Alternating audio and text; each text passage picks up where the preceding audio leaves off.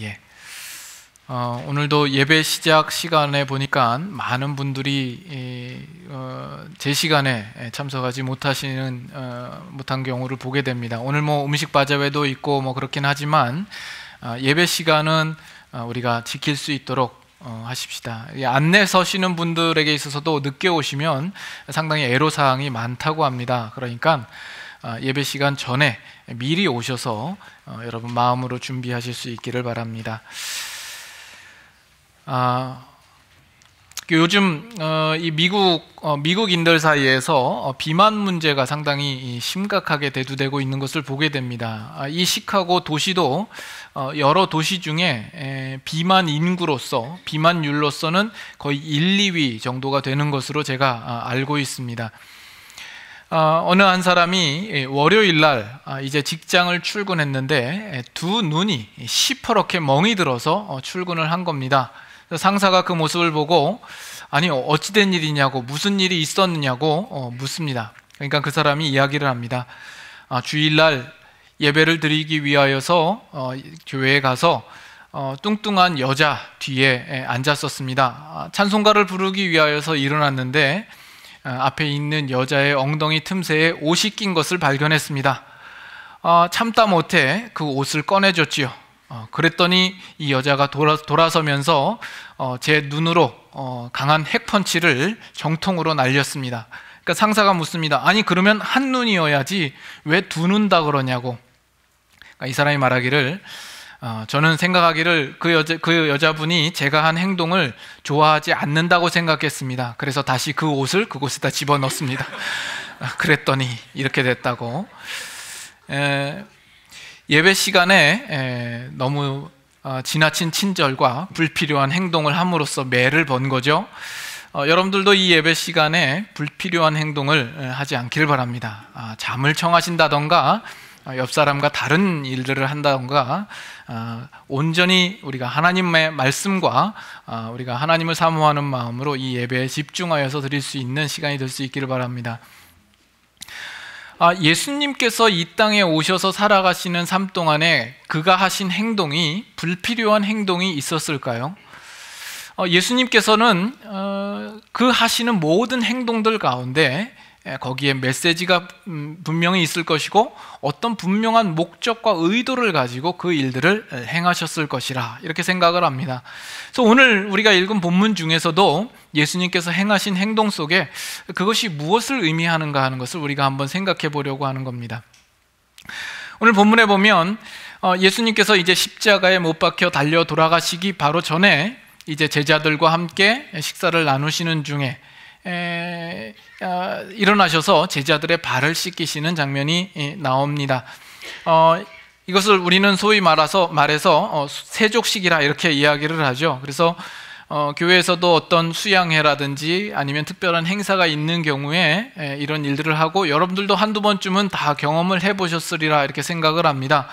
그 속에서 우리가 많은 감동을 받기도 하고 또 그 속에서 또 여러 가지 일화들을 또 우리가 기억하기도 하죠. 아주 발을 얼마나 안 씻었는지 대야에 떼국물이 줄줄 흐르는 그런 일들을 경험합니다. 제자반에서도 이것을 실습하도록, 가정에 가서 실습하도록 이렇게 과제를 줍니다. 그러면 안 받겠다고 도망다니는 분이 있는가 하면 또 남편이 무좀이 있어서 벌벌 떠는 그런 분들도 있고 대야가 없어서 세면대 위에다 발을 올려놓고 씻으라고 이렇게 이야기하는 경우도 있고 아주 여러 경우들을 만납니다. 때로는 진지하게 해서 그 시간들을 통해서 또 서로 회복되는 그런 간증도 듣기도 합니다. 그러나 어찌하든지 우리 한국 사람들에게 있어서는 이렇게 서로 발을 씻어주는 이 일들은 조금 생소하게 여겨지는 것이 당연스럽게 보여집니다. 그러나 그 당시에는 발을 씻는 것은 유대적인 문화 속에서나 아니면 1세기의 그 그리스 로마 시대에 있어서는 상당히 보편적인 것이라고 합니다. 자신을 정결하게 하는 의식으로서 매일 씻는다든지, 아니면 안식일 전에 손과 발을 이렇게 뜨거운 물로 정결하게 씻는 종교적인 행위로라든지, 그 당시에는 일반적인 것이었다라고 이야기를 합니다. 특별히 귀한 손님이 자신의 집에 방문을 했을 경우에는 그분을 환영한다라는 뜻에서 그 사람의 발을 씻어주는 일들도 있다고 합니다. 상대방의 발을 씻는 행위는 일종의 자신을 비하시키는 행동으로서 아내가 남편에게, 또는 아이가 자신보다 연장자에게, 또는 제자가 선생에게 발을 씻기는 행위는 상대방을 향하여서 내가 전적으로 헌신한다라는 그런 의미가 담겨 있다고 합니다. 그러나 여기에는 사회적인 지위적 암시를 두고 있기 때문에 신분이 높은 사람이 신분이 낮은 사람의 발을 씻기는 것은 있을 수 없는 일이라고 합니다. 그러나 오늘 본문을 보면 예수님께서 친히 자신의 제자들을 위하여서 그 발을 씻어주는 장면이 나오는 거죠. 거기 보면 예수님께서 겉옷을 벗으시고 수건을 허리에 두르시고 발을 씻깁니다. 이것은 그 당시에 종이나 하인들이 취하는 모습이라고 합니다. 이런 예수님의 모습에 제자들도 무척 당황스러웠을 거라 이렇게 생각이 됩니다. 여기서 한번 여러분 한번 상상을 해보시죠. 여러분들 한번 제가 질문을 드려보겠습니다. 만약에 여러분들이 이 본문을 가지고 실제로 여러분들이 이 자리에 서서 여러분들이 설교를 한다라고 생각을 하시면 이 본문을 통해서 여러분들은 어떤 내용으로 설교를 하시겠습니까? 이 본문, 이 사건을 통하여서 우리에게 주시는 메시지와 우리에게 주는 교훈이 무엇이라고 여러분들은 생각하십니까? 아마도 여러분들 중에 오랫동안 우리 신앙생활에 몸담고 있고 또 설교를 들으신 분들은 이 본문에 관하여서 설교를 들으신 적이 아마도 있으리라 생각을 합니다. 아니면 적어도 이 사건에 대하여서 인용한 내용들을 여러분들이 들으신 기억이 있을 것입니다. 예수님께서 제자들에게 보여주신 이 행동으로서 이 사건이 가지는 가장 중요하고 정말 참된 메시지가 무엇이라고 여러분은 생각하십니까? 이것은 예수님께서 제자들을 향하여서 예수님이 가지신 그 사랑과 겸손과 섬김과 봉사의 어떤 그런 의미와 그런 자세를 그들에게 보여주시는 것이 아닌가 생각을 합니다. 이건 분명하죠. 이거는 이 사건을 보고 이 본문을 보면서 누구라도 우리가 거부할 수 없는 분명한 메시지요 교훈일 것입니다. 오늘 우리가 이제 예배가 끝나면 선교 바자회를 하죠. 이 선교 바자회를 하는 중에도 우리 모두가 그 일에 힘쓸 때에 예수님께서 제자들에게 하신 이런 겸손과 이런 섬김의 마음으로 우리가 임해야 될 줄로 압니다. 그러나 저는 여기서 한 가지 문제 제기를 하나 드리려고 합니다. 과연 예수님께서 단지 섬김과 겸손의 본을 보이시기 위하여서 이 행동을 제자들에게 하신 것인가? 라는 겁니다. 만약에 그 한 가지 목적만을 위하여서 예수님께서 하신 것이라면 그것은 굳이 예수님이 아니어도 누구라도 할 수 있는 일이 아닐까 하는 생각입니다. 여러분들 어떻게 생각하세요? 이런 본이라면 예수님이 아니라도 우리 인간 사회 속에서 얼마든지 그 예를 찾아볼 수 있습니다. 우리가 잘 아는 슈바이처 박사 같은 경우에는 그가 가진 의료 기술로 얼마든지 편하게 먹고 살 수 있음에도 불구하고 저 아프리카 땅에 가서 의료 혜택을 받지 못하는 그 가난한 사람들을 위하여서 평생을 섬기면서 살았던 그 모습이 있지 않습니까? 또는 나이팅게일 같은 여사를 보면 명문가의 딸이지만 그 당시 천대받는 간호사의 직업을 가지고 전장에 나가 전장에서 부상당한 부상병들을 치료하는 일들을 행한 것을 보게 됩니다. 또 한국의 소록도에 문둥병 환자를 위하여서 멀쩡한 사람이 가서 정말 그 몸을 가누지 못하는 사람들을 위하여서 정성껏 성심껏 봉사하고 섬기는 그런 모습들을 우리가 보게 되죠. 이렇게 이야기를 해도 여러분들이 별로 감동이 안 오시는데 그 이유는 우리랑 너무 거리감이 멀어서일 겁니다. 가장 가까운 곳에서 안 목사를 보면 그 어떤 겸손과 어떤 섬김의 모습을 또 여러분들이 보고 이렇게 생각할 수 있지 않겠습니까? 그렇죠. 한 분만 아멘을 하시고 다른 분들은 비웃으시는데, 저만이 아니라 여러분 주위에 우리 성도들을 볼 때에도 정말 겸손하고 섬기는 그런 우리 성도님들을 많이 보지 않습니까? 근데 예수님께서 이렇게 보이신 것이 정말 겸손과 섬김의 분이라면 굳이 예수님이 아니어도 될 것 같다는 생각이 들지는 않습니까? 근데 우리가 이 본문을 보면서 이제 우리가 유의해서 보아야 될 부분이 있습니다. 그것은 예수님과 이 베드로와의 대화 내용입니다. 8절을 보시면 내 발을 절대로 씻기지 못하시리이다. 베드로가 거절하죠. No thank you, 사양하는 겁니다. 절대로 내 발을 씻길 수 없습니다. 그러자 예수님께서 하시는 말씀이 뭐예요? 내가 너를 씻어주지 아니하면 내가 나와 상관이 없느니라. 상관이 없다라는 이야기를 합니다. 이 이야기를 봐서라도 이것은 단순히 어떤 겸손과 섬김의 예를 주기 위한 것보다 그 이상의 의미가 있을 것이다라는 암시를 우리가 받습니다. 그 이후에도 이 베드로가 그러면 내 발뿐 아니라 내 손과 머리도 씻어 주십시오. 그랬더니 예수님이 이미 목욕한 자는 발밖에 씻을 필요가 없느니라. 온 몸이 깨끗하니라 말합니다. 온 몸이 깨끗하다. 이 온몸이 깨끗한 것은 바로 예수님께서 앞으로 행하실 그 십자가 구속 사역을 통하여서 그 결과로 이루어질 내용들인 것입니다. 그 내용과 연결지어서 지금 예수님께서 이 발 씻는 것들을 지금 보이시고 있다라는 이야기입니다. 그래서 이런 대화의 내용을 볼 때 이 본문은 보다 더 좀 전체적으로 깊은 이해를 가지고 우리가 생각해 볼 필요가 있다는 것을 우리는 생각해 보게 됩니다. 이 예수님께서 발을 씻기는 이것은 1절에 나와 있는 대로 예수님이 세상에 있는 자기 사람들을 사랑하시되 끝까지 사랑하시니라 하는 그 내용과 연결 속에서 등장하는 것이라 이렇게 보아집니다. 3절을 보시면 저녁 먹는 중에 이렇게 나옵니다. 저녁 먹는 중에. 이 저녁은 어떤 저녁입니까? 우리가 소위 말하는 마지막 만찬이죠. 여러분들 성화로도 아주 유명한 그 장면입니다.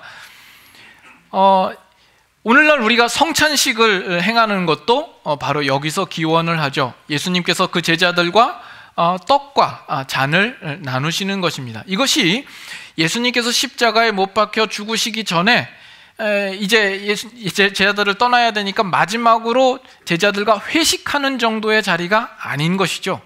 6월절 어린 양으로서 오셔서 이제 십자가에 못 박히심으로 그의 살을 찢으시고 그의 피를 흘리실 것에 대한 상징으로서 그 제자들과 함께 저녁을 나누시는 것입니다.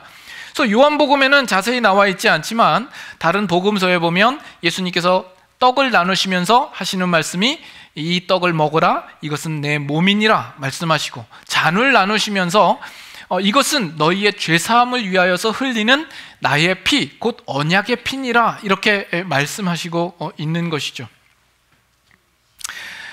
그리고 나서 4절을 보면 저녁 잡수시던 자리에서 일어나서 그 발을 씻으시는 것입니다. 이렇게 보면 예수님께서 십자가에 못 박혀 죽으시는 그 사건과 연결선상에서 이 발을 씻는 행동이 같이 나오고 있다라고 우리는 해석해 보아야 할 것입니다. 예수님께서 죽으시는 것과 이 발 씻는 행동이 전혀 별개의 것이 아닙니다. 갑자기 식사하시다 말고 발 씻으심으로써 뭔가 전혀 다른 주제를 이야기하고 있는 것이 아니라 예수 그리스도의 십자가 사건과 함께 연결되어 있는 것으로서 우리에게 보여지고 있다라는 것입니다. 예수님께서 그의 사랑하시는 자들, 자기 백성들을 위하여서 하시는 가장 큰 일은 바로 십자가 구속 사역입니다. 이 이 6월절의 기원이 어떻게 됩니까? 이스라엘 백성이 그 종되었던 애굽 땅에서 나올 때에 6월절 어린 양의 피를 문설주에 바름으로 그들이 가질 하나님의 심판과 저주에서 그들은 면제를 받고 그 종되었던 자리에서 해방되는 일이 아닙니까? 그와 같이 예수 그리스도의 십자가의 피를 통하여서 우리는 죄인 되었던 그 자리에서 해방을 얻는 것이죠. 우리의 사망과 심판과 저주 아래 놓였던 우리들이 이제 생명을 얻고 하나님의 자녀된 신분을 얻게 되는 것입니다. 그러나 거기서 끝나는 것이 아니라 그 이후에 지금 예수님께서 제자들의 발을 씻기는 일들이 그 뒤 이어서 나오고 있다는 것입니다. 거기에는 뭔가 더 깊고 더 진전된 어떤 목적이 있다는 것을 우리는 알 수 있어야 됩니다.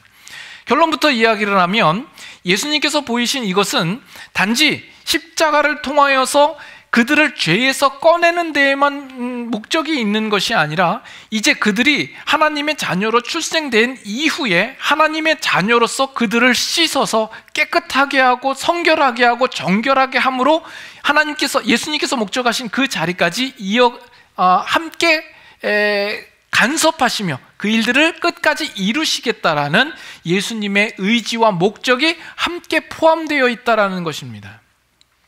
이런 맥락에서 우리가 이 부분을 생각해 보려고 하는 겁니다. 우리는 아직까지 신앙적인 분위기가 구원 그러면 우리는 천국에 가기 위한 것으로만 생각을 합니다.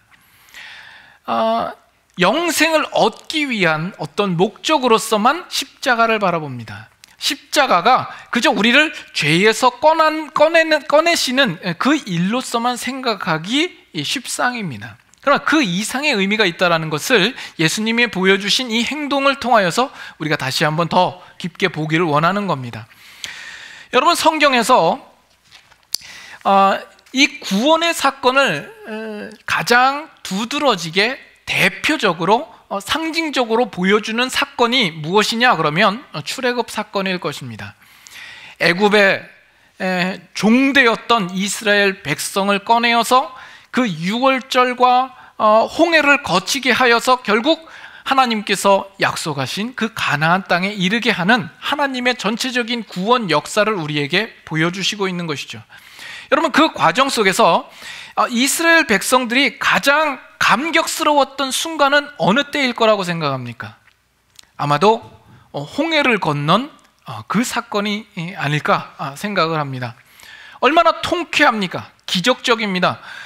자신을 잡기 위하여서 그 병거를 타고 쫓아오는 그 애굽의 모든 군사들이 그 홍해 속에서 수장되는 그 장면을 그들은 바라보는 것입니다. 거기서 하나님의 역사를 보게 되고 그들은 또 그 종된 자리에서 자유함을 얻게 되는 너무나도 놀라운 순간을 그들은 감격스럽게 바라보았을 것입니다. 그러나 홍해를 건넌 이후에 이스라엘 백성들은 그 감격과 그 기쁨이 계속해서 지속되지 않습니다. 홍해를 건너고 나니까 그들 앞에 펼쳐진 광경은 광야였던 것이죠. 광야의 삶은 그렇게 만만치 않았던 겁니다. 오히려 그들은 과거를 회상하죠. 과거에 종이었지만 애굽 땅에 있었을 때가 더 좋았었다라고 그들은 생각합니다. 애굽 땅에 있었을 때를 그들은 여전히 미련으로 품고 그때를 바라보고 있는 것이죠. 그리고 하나님을 향하여서 왜 우리를 불러냈느냐고 불평을 합니다. 아직 하나님에 대하여서 알지 못하며 하나님의 백성된 어떤 수준에 이르지 못한 그들의 죄의 본성을 우리는 분명하게 보는 것입니다. 이스라엘 백성이 그들이 자유함을 얻고 그들이 가질 수 있는 참 자랑은 하나님께서 약속하신 가나안 땅, 젖과 꿀이 흐르는 그 땅에 가서야 경험되어질 수 있는 것입니다. 그러나 이스라엘 백성들이 지금 당장 갈 수 있는 것이 아니라 그 땅에 들어가기 위하여서는 하나님의 백성다운 모습으로 그들이 준비되어야 하고 그들이 성숙되어져야 하고 또 정화되어져야 할 필요성이 있었던 것이죠. 그 기간이 40여 년이라는 기간이 필요했던 겁니다. 그래서 여러분, 하나님께서 이스라엘 백성들을 위하여서 하셔야 했던 일은 무엇입니까? 그들을 단지 애굽 땅에서 건져내어 끌어내는 것만이 하나님의 일이 아니라 그들을 하나님의 백성다운 모습으로 변화시키고 정화시키는 일까지 사실은 하나님이 하셔야 했던 것이죠. 그러면 여러분, 하나님께서는 어느 것이 더 어려웠을 것이라고 생각합니까? 그들을 애굽 땅에서, 종되었던 애굽 땅에서 그들을 꺼내는 것이 더 어렵습니까? 아니면 그 꺼낸 백성들을 하나님의 백성답게 만드는 것이 더 어렵습니까? 말씀을 듣고는 계신 겁니까? 둘 다 어렵죠. 어느 것 하나 쉽겠습니까? 하나님께서 이스라엘 백성을 애굽 땅에서 건져내시기 위하여서 그 어느 때보다도 더 많은 하나님의 권능과 능력과 기적을 동원하셨어야 했죠. 10가지 재앙을 그 애굽 온 땅에 내리게 하심으로써 이스라엘 백성들을 설득하고 애굽 군대를 애굽 사람들을 두렵게 하는 일들도 필요했고, 또 홍해를 건너서 홍해를 갈라서 그 길을 걷게 해야 되는 하나님의 능력이 있습니다. 그래서 기적적인 부분에 있어서는 홍해를 걷는 사건만큼 기적적인 사건이 없죠. 그러나 시간적으로 보면 그 홍해를 건넌 사건은 그렇게 오래 걸리지 않았습니다. 밤새도록 이스라엘 백성이 건넌 것으로 봐서 길어봐야 1박 2일 정도입니다. 그러나 하나님의 백성으로 만드는 문제에 있어서는 40여 년이라는 시간이 필요했던 것이죠. 하나님께서 이스라엘 백성들과 씨름하면서 그들 안에 가지고 있는 애굽의 종된 어떤 그런 종된 기질들을 완전히 때를 벗겨서 하나님의 백성으로 만드는 그 작업을 하기 위해서는 40여 년이라는 시간이 필요했더라는 것입니다. 여러분들은 여러분들의 자녀를 낳는 것이 더 어렵습니까? 자녀답게 양육하는 것이 더 어렵습니까? 네, 일단은 남자분들은 답할 자격이 없으시고요. 낳아본 적이 없기 때문에. 그러나 그 최근에 우리 성도들 중에 두 가정이 아기를 낳았어요. 그 중에 한 가정은 방문해서 이렇게 이야기를 나눠보니까 무통분만 주사를 놓지 않고 20시간 이상을 진통을 하시다가 어렵게 아기를 낳으셨던 걸 봅니다. 그 남편이 하는 말이, 지금까지 와이프와 함께 살았지만 그런 표정은 한 번도 경험해 본 적이 없다고 이야기를 하는 것을 들었습니다. 얼마나 고통스러웠으면 그랬을까 생각을 합니다. 그러나 이제 낳았다고 이제 끝이 아니라 그 낳은 아이를 정말 아름답게 훌륭한 자녀로 양육하는 것은 더 많은 공을 들여야 하고 노력을 해야 하고 힘을 써야 되는 그런 일이 남아있는 것이죠. 다시 우리가 십자가의 문제로 돌아와서, 지금 예수님께서는 이제 곧 십자가로 가셔야 되는 그 상황 속에 놓여 있는 겁니다. 예수님께서 그 십자가 구속 사역을 통하여서 우리에게 목적하시는 것이 무엇이라고 여러분 생각합니까? 우리를 향하여서 어디까지 목적하시고 계시다라고 생각을 하십니까? 이 십자가 사건이라는 것은 정말 놀라운 사건입니다. 우리에게는 기적적인 사건이죠. 죄의 종노릇하던 우리를 해방시켜서 하나님의 자녀된 신분을 얻게 합니다. 우리로 사망에서 생명으로 옮겨 놓으시는 것입니다. 그러므로 우리에게 영원한 생명이 허락받고 우리에게 영광된 자리를 약속하시는 것이죠. 그것은 너무나도 기적적이고 은혜로우며 감격할 만한 일입니다. 그러나 예수님께서 십자가에 못 박으신 그 사건이 단지 그것만을 위하여서 있는 것입니까? 물론 그것만이라고 할지라도 그것은 우리에게 놀라운 일이요, 그것은 참된 복음입니다. 우리가 차마 말로 형용할 수 없을 만큼 하나님의 사랑과 은혜가 있는 것이 분명합니다. 그러나 예수님께서 그 십자가를 통하여서 그 일들을 이루시고 나서 이제 내가 다 할 일은 다 끝났다 그러고 하늘나라에 올라가서 그 다음에는 쉬시는 것입니까? 그렇지 않다라는 것이죠. 십자가를 지시는 것은 그 이상의 목적을 품고 계시다라는 것입니다. 십자가 구속사역은 단지 우리를 죄에서 꺼내는 데에만 목적이 있는 것이 아니라 이제 하나님의 자녀로 출생한 우리들이 이 인생을 살아가면서 우리를 향하여서 가지신 그 영원한 안식과 그 영광된 자리에 앉히기까지 그 일들을 가능하게 하고 그 일들을 하는 과정 속에서 그것을 뭔가 우리가 붙들 만한 분명한 근거를 마련하기 위하여서도 이 십자가 사역이 필요했더라는 이야기입니다. 우리가 예수 그리스도의 십자가를 통하여서 우리가 구원을 얻습니다. 맞죠? 그런데 그 구원이라는 것은 단지 예수님께서 십자가에 죽으시고 부활하신 그 한 사건만을 두고 이야기해서는 안 된다는 거예요. 우리의 단지 죄를 씻어내고 죄를 사하는 그 문제만이 있는 것이 아닙니다. 그렇기 때문에 우리도 예수 그리스도를 입으로 그저 시인하고 믿고 고백하는 그 정도로 끝나서는 안 된다라는 것입니다.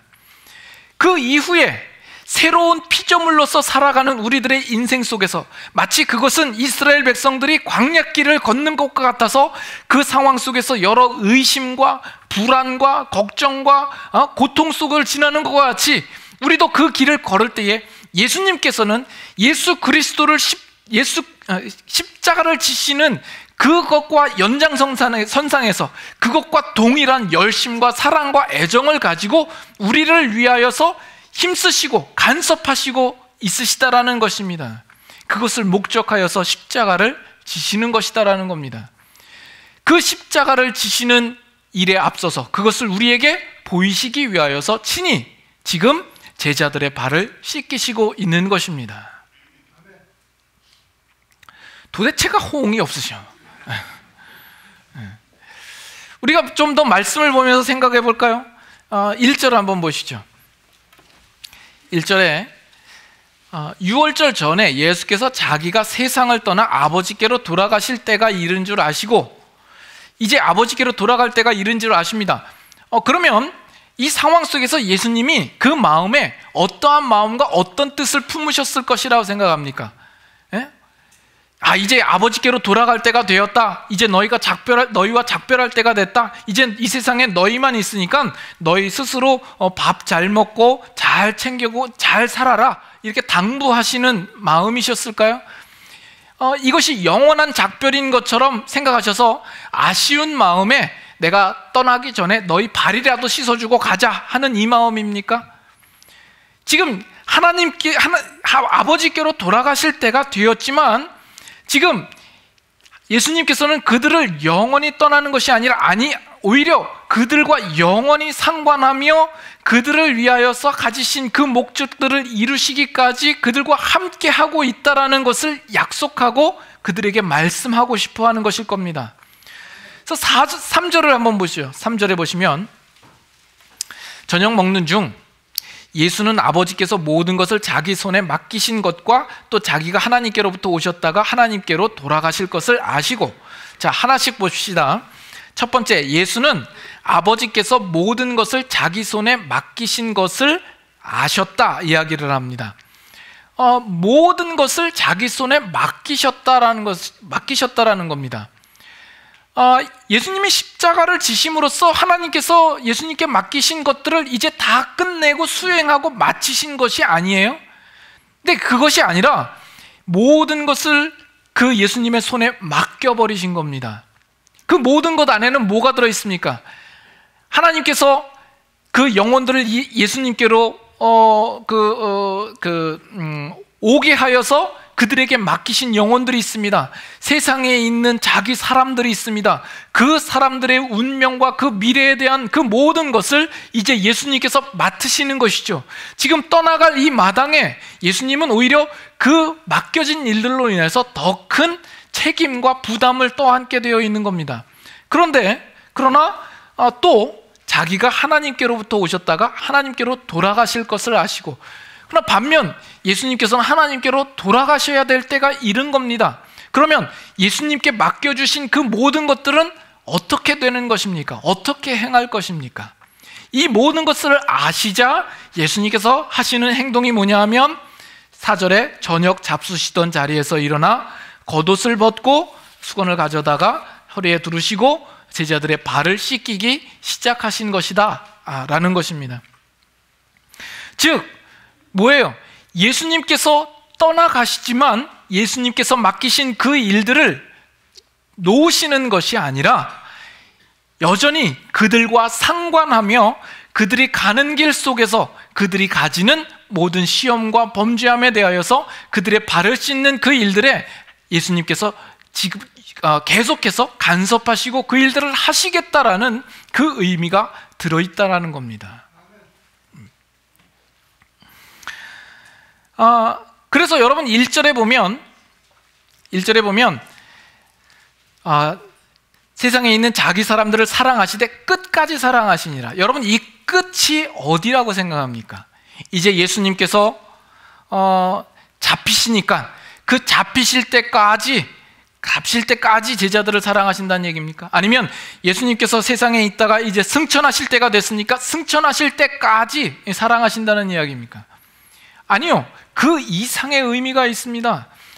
예수님께서 승천하셔서 하늘에 가 있으신 동안에도, 이 세상이 역사가 진행되는 동안에도 이 세상에 자기에게 맡겨주신 그 영혼들이 정말 나중에 하나님 나라의 그 잔치석상에 함께 앉게 되는 그 자리까지, 그때가 이르기까지 그들을 사랑하신다라는 의미인 겁니다. 그때까지 너희들을 놓지 않겠다라는 거죠. 그때까지 간섭하시겠다라는 거죠. 그래서 마태복음 28장 20절에 마지막 절에 뭐라고 나오죠? 내가 세상 끝날까지 너희와 항상 함께 있겠다라고 말씀하시죠. 예수님께서 승천하시면서 제자들에게 당부하신 말씀이에요. 내가 세상 끝날까지 너희와 항상 함께 있겠다라고 말씀하지 않습니까? 임마누엘로 오신 예수님께서 승천하시면 더 이상 우리와 함께 하시는 것이 아니라 앞으로도 끝까지 함께 하시겠다라는 거예요. 그와 동일한 맥락 속에서 오늘 이 본문 속에서도 예수님께서 아버지께로 떠나갈 때가 되시지만 그것으로 끝난 것이 아니라 여전히 너희들과 상관하여 너희들의 발을 씻기는 이 일들을 너희를 위하여서 하실 것이다라는 그 의지가 함께 들어있는 겁니다. 그래서 에베소서 5장으로 한번 가보십시다. 우리가 전에 보았던 말씀이지만 에베소서 5장 25절부터 봅니다.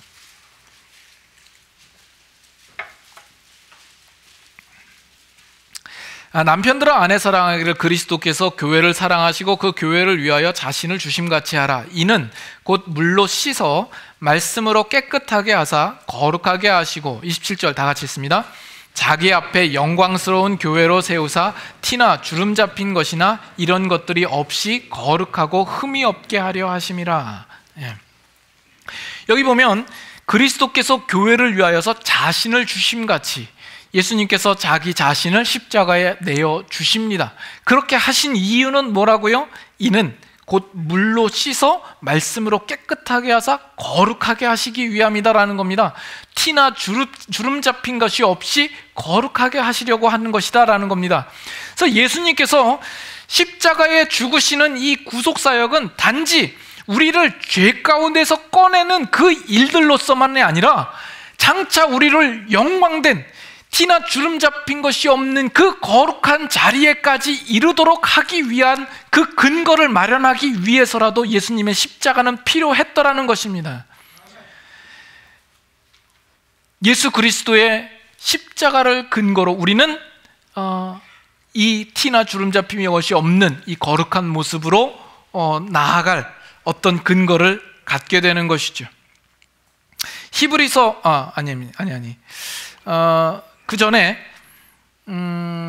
예수님께서 십자가를 지신 이후에 그러면 하늘에 올라가셔서 보좌에 앉으셔서 쉬고 계시는 것입니까? 그렇지 않다라는 것이죠. 자기 사람들을 사랑하실 때 끝까지 사랑하시는 마음으로 그 발을 씻는 심정으로 예수님은 오늘날도 그 일들을 하시고 계시다라는 겁니다. 그 근거가 이제 봅니다. 로마서 8장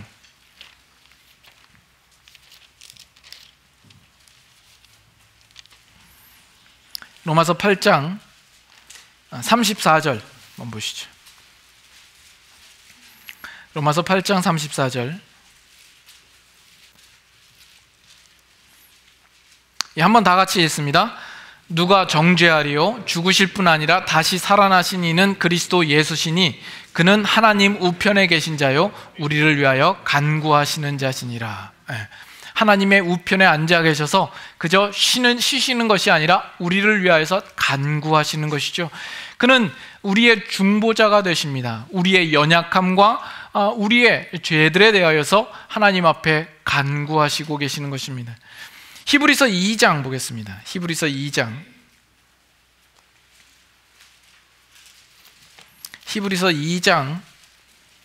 17절.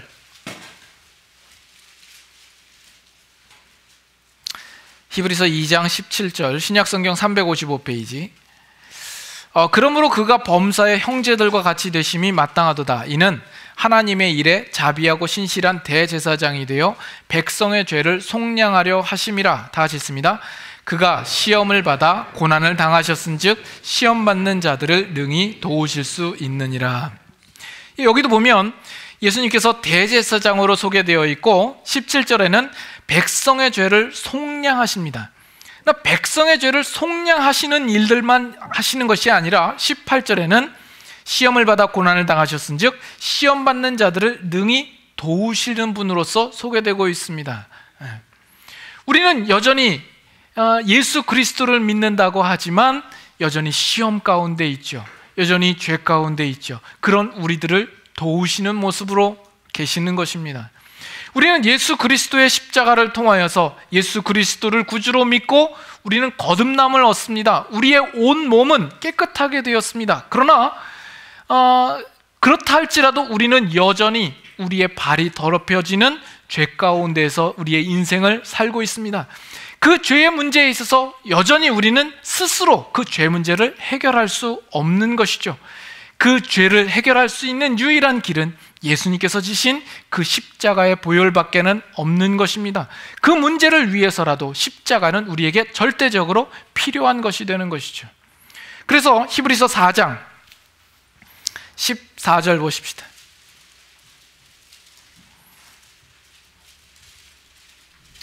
그러므로 우리에게 큰 대제사장이 계시니 승천하시니 곧 하나님의 아들 예수시라. 우리가 믿는 도리를 굳게 잡을지어다. 우리에게 있는 대제사장은 우리의 연약함을 동정하지 못하실 리가 아니요 모든 일에 우리와 똑같이 시험을 받으신 이로되 죄는 없으시니라. 16절 다 같이 읽습니다. 그러므로 우리는 긍휼하심을 받고 때를 따라 돕는 은혜를 얻기 위하여 은혜의 보좌 앞에 담대히 나아갈 것이니라.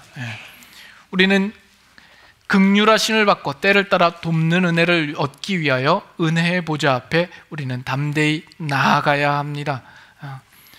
우리는 여전히 죄 가운데 있죠. 그 죄에 대한 해결을 하기 위하여서 우리는 여전히 예수 그리스도의 십자가와 그 보혈이 필요한 자들입니다. 그러나 그 예수님은 친히 그 제자들의 발을 씻어주신 주님이십니다. 오늘 우리들을 위하여서도 그 일을 행하시는 주님이십니다. 우리는 그 앞에 나아가 우리는 더욱 예수님께서 우리에게 요구하시는 그 성결과 그 정결의 모습을 이루어드리는 신자로서 살아가야 하는 것이죠. 한 구절만 더 봅시다. 요한 1서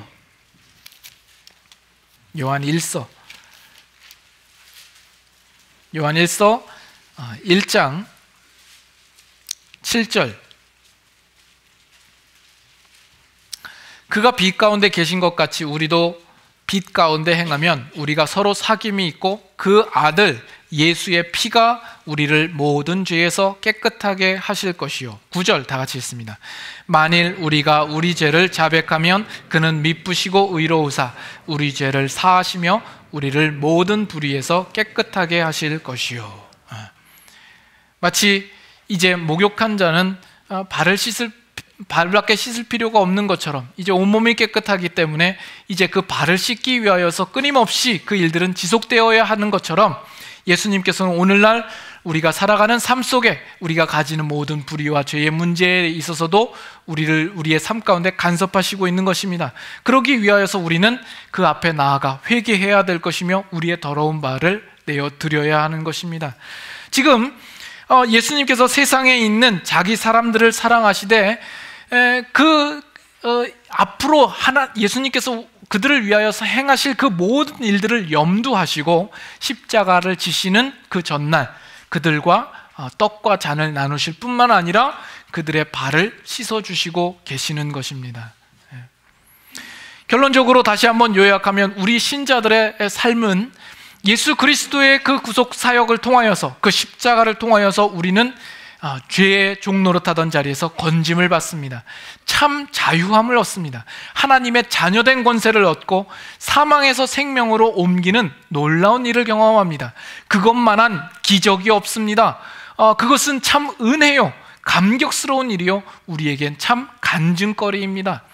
그러나 그것이 끝이 아니다라는 것이죠.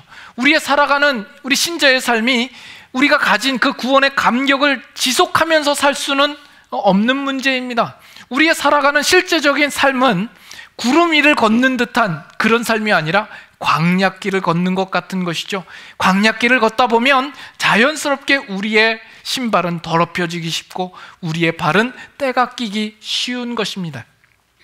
그 일들에 대하여서 예수님께서는 이미 십자가로서 그 근거를 마련하시고 우리를 위하여서 정결케 성결케 하시고자 하는 그 방법과 그 일들을 행하시기로 이미 만들어 놓으신 것입니다. 우리는 우리의 더러운 발을 내어드리는 것이 너무나도 수치스럽고 부끄럽습니다. 냄새납니다.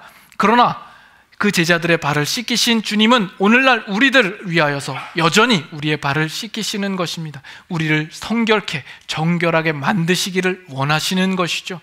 하나님의 자녀다운 티나 주름잡이 없는 거룩한 모습으로 우리를 목적하시고 계시는 것입니다. 우리 매일의 삶 속에서 더럽혀진 우리의 모습을 깨끗하게 하고 성결하게 하고 성화하는 그 싸움을 우리는 싸워야 할 것입니다. 그래서 우리는 오늘도 예수 그리스도의 십자가가 절대적으로 필요한 자들입니다. 그 마음으로 오늘도 우리도 정말 겸손하게 주님 앞에 나아가 또 다시 한번 예수 그리스도의 십자가의 보혈을 의지하며 주님 앞에 깨끗함을 받기를 소망합니다.